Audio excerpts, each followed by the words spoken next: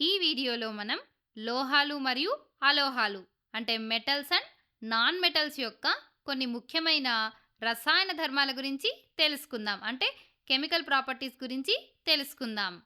ఒక మెగ్నీషియం తీగను తీసుకొని వేడి చేస్తే ఏమవుతుందో మీకు తెలుసా?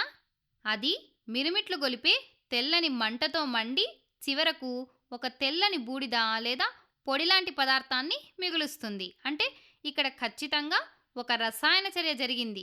అవునా? సరే, ఇప్పుడు మరొక ఉదాహరణ చూద్దాం. ఒకవేళ మనం కాపర్ను వేడి చేస్తే అది మండుతుందా? లేదు. కానీ కాపర్ కూడా చర్యలో పాల్గొంటుంది. అదెలా అంటే వేడి చేసినప్పుడు కాపర్ నల్లగా లేదా గోధుమ రంగులో ఉండే ఒక పదార్థంగా మారుతుంది. అయితే అసలు ఇక్కడ ఏం జరుగుతోంది? ఈ రెండు సందర్భాలలో లోహాలు గాలిలోని ఆక్సిజన్తో చర్యను జరుపుతున్నాయి. మనం కాపర్ ఉదాహరణనే తీసుకుంటే కాపర్ ఆక్సిజన్తో చర్య జరిపి కాపర్ ఆక్సైడ్ లేదా క్యూప్రిక్ ఆక్సైడ్ను ఏర్పరుస్తుంది. అలాగే మెగ్నీషియం ఆక్సిజన్తో చర్య జరిపి మెగ్నీషియం ఆక్సైడ్ను ఏర్పరుస్తుంది. ఇప్పుడు మనం మరొక ఉదాహరణగా సోడియంని తీసుకుందాం. అయితే సోడియంను మనం ఎప్పుడూ కూడా కెరోసిన్లో నిల్వ చేయాలి.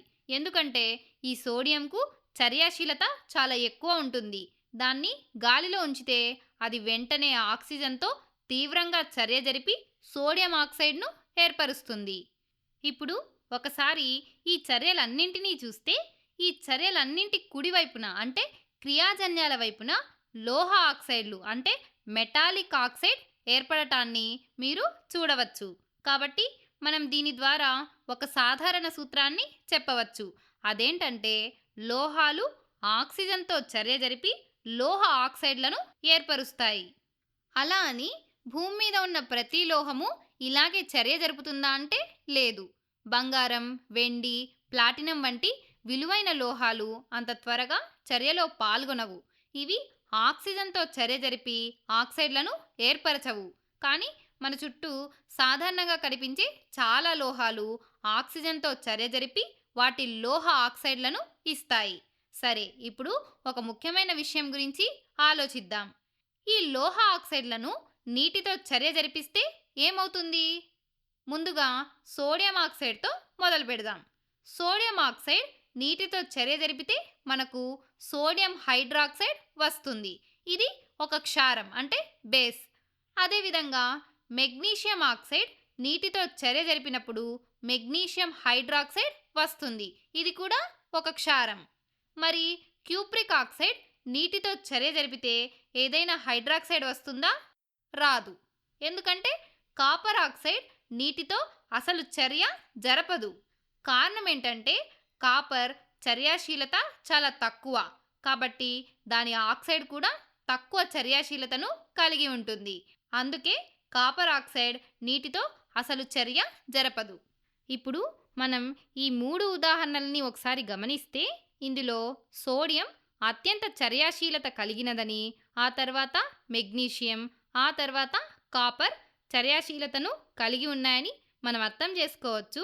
అదేవిధంగా బంగారం, వెండి ఇటువంటి లోహాలు కాపర్ కంటే తక్కువ చర్యాశీలత కలిగి ఉంటాయని మీరు ఊహించే ఉంటారు కదా. కాబట్టి అన్ని లోహ ఆక్సైడ్లు నీటితో కలిసిన వెంటనే క్షారాలను ఇవ్వవు. కానీ ఎక్కువ శాతం లోహ ఆక్సైడ్లకు ఇది వర్తిస్తుంది. దీన్నే మనం సాధారణంగా ఈ విధంగా రాయవచ్చు: లోహాలు ఆక్సిజన్తో చర్య జరిపి లోహ ఆక్సైడ్లను ఇస్తాయి. ఆ లోహ ఆక్సైడ్లు నీటితో చర్య జరిపి క్షారాలను అంటే లోహ హైడ్రాక్సైడ్లను ఇస్తాయి. ఇక్కడ మనకు తెలిసిన ఒక చిన్న విషయాన్ని గుర్తు చేసుకుందాం. క్షారాలు ఎరుపు లిట్మస్ కాగితాన్ని నీలిరంగులోకి మారుస్తాయి. అంటే లోహ హైడ్రాక్సైడ్లు ఎరుపు లిట్మస్ కాగితాన్ని నీలిరంగులోకి మారుస్తాయి. సరే, ఇప్పుడు అలోహాలు అంటే నాన్ మెటల్స్ యొక్క చర్యల గురించి తెలుసుకుందాం. కార్బన్ లాంటి ఒక అలోహం ఆక్సిజన్తో చర్య జరిపితే ఏమవుతుందో ఒక్కసారి ఆలోచించండి. కార్బన్ ఆక్సిజన్తో చర్య జరిపితే కార్బన్ డయాక్సైడ్ వస్తుంది. అలాగే సల్ఫర్ లాంటి అలోహాన్ని తీసుకొని ఆక్సిజన్తో చర్య జరిపిస్తే సల్ఫర్ డయాక్సైడ్ వస్తుంది. అయితే సల్ఫర్ విషయంలో ఒక ఆసక్తికరమైన విషయం ఉంది. అదేంటంటే ఈ సల్ఫర్ డయాక్సైడ్ మళ్ళీ ఆక్సిజన్తో చర్య జరిపి సల్ఫర్ ట్రయాక్సైడ్ను కూడా ఇవ్వగలదు. అంటే సల్ఫర్కి 2 రకాల ఆక్సైడ్లు ఏర్పడే అవకాశం ఉందన్నమాట.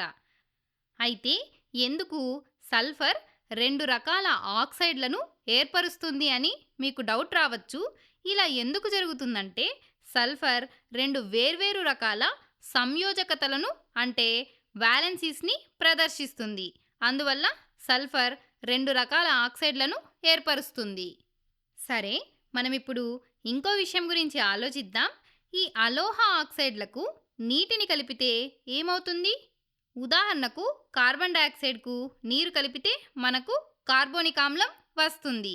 ఇదే విధంగా సల్ఫర్ ట్రయాక్సైడ్కు నీటిని కలిపితే అప్పుడు మనకు సల్ఫ్యూరిక్ ఆమ్లం అంటే H2SO4 వస్తుంది.